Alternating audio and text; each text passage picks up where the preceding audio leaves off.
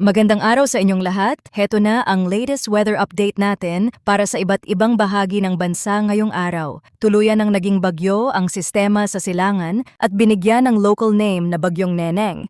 At anumang oras ay magiging bagyo na rin ang low pressure sa kanluran na kapag nangyari sa loob ng Philippine Area of Responsibility at tatawagin namang Bagyong Obet. Kung gusto mo naman lagi kang informed sa lagay ng panahon, huwag kalimutang mag-subscribe dito sa channel. Sa kasalukuyang lagay ng panahon, ang low pressure area sa silangan ng extreme northern Luzon ay ganap ng nabuo bilang Tropical Depression Neneng. Ito na ngayon ang pangunahing tropical cyclone na binabantayan sa silangan ng bansa, habang patuloy namang pinapalakas ng southwest monsoon ang pag-ulan sa malaking bahagi ng Luzon at ilang bahagi ng Visayas. Ngayong araw, ang sentro ng Tropical Depression Neneng ay tinatayang nasa 1,025 kilometers east of extreme northern Luzon. Malayo pa ito sa kalupaan ng Pilipinas, pero mahalaga ang magiging galaw nito dahil may epekto ito sa mas malawak na pattern ng hangin, ulan at karagatan sa paligid ng bansa. Taglay ngayon ni Tropical Depression Neneng ang maximum sustained winds na 45 kilometers per hour malapit sa sentro, may gustiness na umaabot hanggang 55 kilometers per hour at central pressure na 1,002 hectopascals. Kumikilos ito northwestward sa bilis na 20 kilometers per hour. Ang strong winds ay umaabot palabas hanggang 380 kilometers mula sa sentro, kaya kahit maliit pa ang lakas nito bilang tropical depression, malawak ang sakop ng hangin na kaugnay ng sistema. Sa ganitong posisyon at galaw, hindi lamang ang mismong sentro ang mahalagang bantayan, kundi pati ang epekto nito sa southwest monsoon na siyang patuloy na nagpapalakas ng ulan sa maraming lugar. Sa ngayon, ang mas direktang nararanasan sa kalupaan ng bansa ay ang ulan na dulot ng southwest monsoon. Kapag may tropical cyclone sa silangan o may system na nabubuo sa paligid ng Philippine Area of Responsibility, mas lumalakas ang paghila ng hangin mula sa timog kanluran. Dahil dito, mas maraming moisture ang pumapasok sa Luzon at Visayas. Ito ang dahilan kung bakit kahit hindi direktang tumatama si Neneng sa kalupaan, lumalakas pa rin ang mga pag-ulan sa ilang lugar.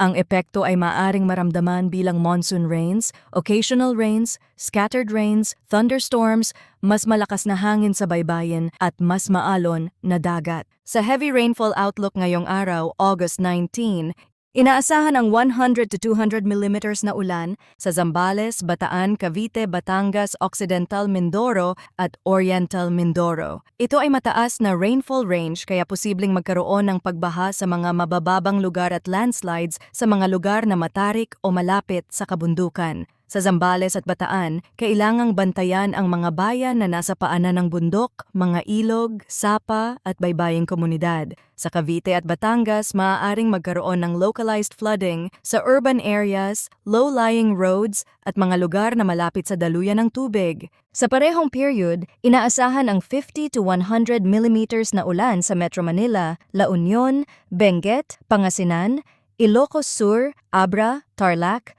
Pampanga, Bulacan, Nueva Ecija, Laguna, Rizal, at Antique. Sa mga lugar na ito, moderate to heavy rains ang maaaring maranasan kapag may rain band na pumasok o may thunderstorm na lumakas. Sa Metro Manila, Bulacan, Pampanga, Cavite, Laguna at Rizal, mabilis mararamdaman ang epekto sa mga kalsadang madalas bahain, lalo na kung ang buhos ay sasabay sa mabigat na daloy ng trapiko. Sa La Union, Pangasinan, Ilocos Sur, Tarlac, Nueva Ecija at Antique, maaring tumaas ang tubig sa ilang ilog at magkaroon ng localized flooding kung magtatagal ang ulan. Bukas, August 20, mananatili ang mataas na banta ng ulan sa Benguet, La Union, Pangasinan, Zambales, Bataan at Occidental Mindoro kung saan inaasahan ang 100 to 200 millimeters na ulan. Mapapansin na ilan sa mga lugar na ito ay paulit-ulit na kasama sa heavy rainfall outlook kaya mas mahalaga ang pagbabantay sa accumulated rainfall. Kapag ilang araw nang umuulan sa parehong lugar, mas mabilis nang tumataas ang tubig sa mga ilog at mas nagiging sensitibo ang lupa sa pagguho. Sa Benguet, ang matataas at matatarik na bahagi ang mas dapat bantayan. Sa La Union at Pangasinan, mahalaga ang monitoring sa mga ilog, mabababang kalsada at mga komunidad na malapit sa daluyan ng tubig. Sa Zambales, Bataan at Occidental Mindoro, nananatiling mataas ang banta ng flash floods at landslides. Sa parehong period hanggang bukas, August 20, inaasahan din ang 50 to 100 millimeters na ulan sa Ilocos Sur, Abra, Tarlac, Pampanga, Bulacan, Nueva Ecija, Metro Manila, Cavite, Batangas, Rizal at Oriental Mindoro. Sa Metro Manila at Karatig Lalawigan, maaaring magkaroon ng pabalik-balik na ulan na minsan ay mahina pero maaaring biglang lumakas kapag may aktibong ulap na dumaan. Sa Tarlac, Pampanga, Bulacan at Nueva Ecija, maaring magkaroon ng water buildup sa mga kapatagan at low-lying communities. Sa Cavite, Batangas, Rizal at Oriental Mindoro, posibleng makaapekto ang ulan sa mga kalsada, urban areas at lugar na malapit sa ilog o bundok. Sa Ilocos Sur at Abra, bantayan ang mga lugar na madalas tamaan ng runoff mula sa matataas na bahagi. Sa Friday, August 21, inaasahan ang 50 to 100 millimeters na ulan sa Ilocos Norte, Ilocos Sur, Abra, La Union, Benguet, Pangasinan, Zambales, Bataan at Occidental Mindoro. Ibig sabihin, kahit bumaba na sa 50 to 100 millimeters ang rainfall range sa period na ito, magpapatuloy pa rin ang maulang kondisyon sa hilaga at kanlurang bahagi ng Luzon at sa Occidental Mindoro. Dahil ilang araw nang sunod-sunod ang pag-ulan sa ilan sa mga lugar na ito, maaaring mas malaki ang epekto kaysa sa karaniwang ulan na isang araw lamang nararanasan. Sa Ilocos Norte, Ilocos Sur, La Union, Pangasinan, Zambales at Bataan, dapat pa ring bantayan ang mga ilog, baybaying lugar at mabababang bahagi. Sa Benguet at Abra, ang landslide risk ay mananatiling mahalaga kung magpapatuloy ang buhos. Mahalagang tandaan na maaring mas mataas pa ang aktual na dami ng ulan sa mountainous at elevated areas. Kapag ang moist winds mula sa southwest monsoon ay tumama sa kabundukan, mas madaling lumakas ang ulan sa mga matataas na bahagi. Kaya sa Benguet, Abra, Zambales, Bataan, La Union, Pangasinan, Ilocos Sur at iba pang lugar na may mataas na terrain, pwedeng mas marami ang maipong ulan kaysa sa general rainfall range. Maaari ring lumala ang epekto sa ilang lugar dahil sa significant antecedent rainfall. Ibig sabihin, kung dati nang basa ang lupa mula sa naunang mga ulan, mas madali itong gumuho. Kung mataas na ang tubig sa ilog, sapa at drainage, mas kaunting dagdag na ulan na lang ang kailangan para magkaroon ng pag-apaw. Para sa forecast weather conditions, ang Zambales, Bataan, Cavite, Batangas, Occidental Mindoro at Oriental Mindoro ay makakaranas ng monsoon rains dulot ng southwest monsoon. Ito ang mga lugar na may pinakamabigat na epekto ng kasalukuyang monsoon pattern sa forecast period na ito. Ang monsoon rains ay maaaring maging mas malawak, mas madalas at mas matagal kumpara sa ordinaryong thunderstorm. Sa mga lugar na ito, posible ang flash floods o landslides dahil sa heavy to intense rains. Sa Zambales at Bataan, kailangang bantayan ang kombinasyon ng kabundukan, baybayin at mga mabababang komunidad. Sa Cavite at Batangas, mas mabilis makaapekto ang ulan sa urban areas at kalsadang mababa. Sa Occidental at Oriental Mindoro, maaaring maging pabalik-balik ang malakas na buhos dahil sa direksyon ng southwest monsoon. Sa Metro Manila, Ilocos Sur, La Union, Pangasinan, Abra, Benguet, Tarlac, Pampanga, Bulacan, Nueva Ecija, Laguna, Rizal at Antique, inaasahan ang occasional rains dulot pa rin ng southwest monsoon. Ang occasional rains ay hindi nangangahulugang mahina lamang ang ulan. Ito ay maaaring pabalik-balik, may mga sandaling hihina o titila, pero maaari ring bumalik at lumakas kapag may bagong rain band na pumasok. Sa mga lugar na ito, posible ang flash floods or landslides dahil sa moderate to heavy rains. Sa Metro Manila, Laguna at Rizal, maaaring magkaroon ng localized flooding sa mga kalsada at komunidad na mahina ang drainage. Sa La Union, Pangasinan, Ilocos Sur, Abra at Benguet, mas mahalaga ang pagbabantay sa mga ilog at slope.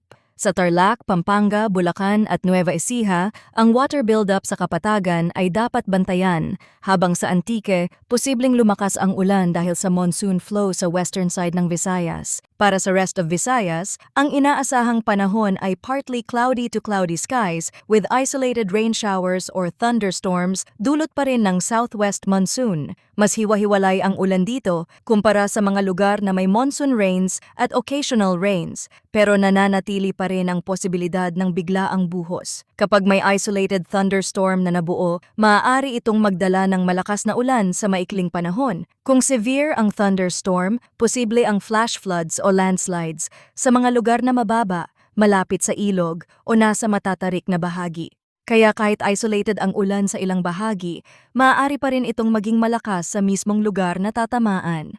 Pagdating naman sa forecast wind and coastal water conditions, sa western at southern sections ng Luzon ay inaasahan ang moderate to strong na hangin mula southwest. Ang coastal waters ay moderate to rough na may taas ng alon mula 1.5 hanggang 3.0 meters. Ibig sabihin, mas magiging maalon ang dagat sa mga baybaying bahagi na nakaharap sa daloy ng southwest monsoon, lalo na sa western Luzon at ilang southern coastal areas. Kapag may kasabay na thunderstorm, maaaring pansamantalang lumakas ang hangin, bumaba ang visibility at maging mas mahirap ang paglalayag ng maliliit na sasakyang pandagat. Sa mga baybaying komunidad, mahalagang bantayan ang kombinasyon ng ulan, hangin at taas ng alon. Sa eastern section ng Mindanao, inaasahan din ang moderate to strong na hangin mula south to southwest. Ang coastal waters ay moderate to rough na may taas ng alon mula 1.5 hanggang 2.8 meters. Ibig sabihin, kahit mas nakatuon ang malakas na ulan sa Luzon at Visayas dahil sa southwest monsoon, may bahagi ng Mindanao na maaaring makaranas ng mas maalon na karagatan. Kapag may localized thunderstorm sa paligid ng eastern section ng Mindanao, maaaring biglang lumakas ang hangin at tumaas ang alon sa maikling panahon. Sa ganitong kondisyon, kailangang maging maingat ang mga may biyahe sa dagat, lalo na kung maliit ang sasakyang pandagat. Sa rest of the country, inaasahan ang light to moderate na hangin mula southwest. Ang coastal waters ay slight to moderate, na may taas ng alon mula 0.6 hanggang 2.5 meters. Sa pangkalahatan, mas banayad ang kondisyon ng dagat kumpara sa western at southern sections ng Luzon at eastern section ng Mindanao, pero maaari pa ring magbago kapag may thunderstorm. Kapag may makapal na ulap, kulog, kidlat at biglang pagdilim sa karagatan, maaaring pansamantalang lumakas ang hangin at tumaas ang alon. Kaya kahit slight to moderate ang general sea condition, mahalaga pa ring obserbahan ang aktuwal na lagay ng panahon sa lugar. Ngayon naman, pag-usapan natin ang track at intensity outlook ni Tropical Depression Neneng. Mahalaga munang linawin na ang heavy rainfall at severe winds ay maaari pa ring maranasan sa mga lugar na nasa labas ng posibleng landfall point at maging sa labas ng forecast confidence cone. Ibig sabihin, hindi lamang ang mismong dadaanan ng sentro ang dapat bantayan. Ang ulan at hangin ay maaaring umabot sa mga lugar na malayo sa inaasahang track, lalo na kung pinapalakas ng tropical cyclone ang southwest monsoon. Bukod dito, maaari pa ring mag-shift ang track ni Neneng sa loob ng limit ng forecast confidence cone, kaya mahalaga ang maingat na pagbabantay sa mga susunod na galaw nito. Si Neneng ay inaasahang kikilos generally west-northwestward sa buong forecast period. Sa kasalukuyang outlook, less likely itong maglandfall sa bansa at mananatiling malayo sa Philippine landmass. Gayunman, hindi ibig sabihin nito na wala ng epekto sa bansa. Kahit malayo ang sentro, may impluwensya pa rin ito sa mas malawak na daloy ng hangin sa paligid ng Pilipinas.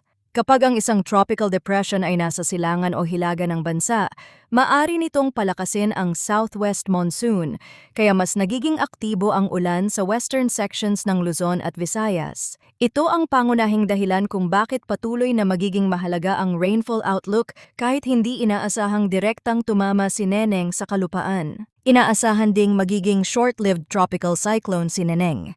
Mananatili itong tropical depression sa buong forecast period bago humina bilang remnant low over Taiwan sa Thursday, August 20. Ibig sabihin, hindi ito nakikitang mabilis lumakas bilang mas matinding bagyo sa loob ng period na ito.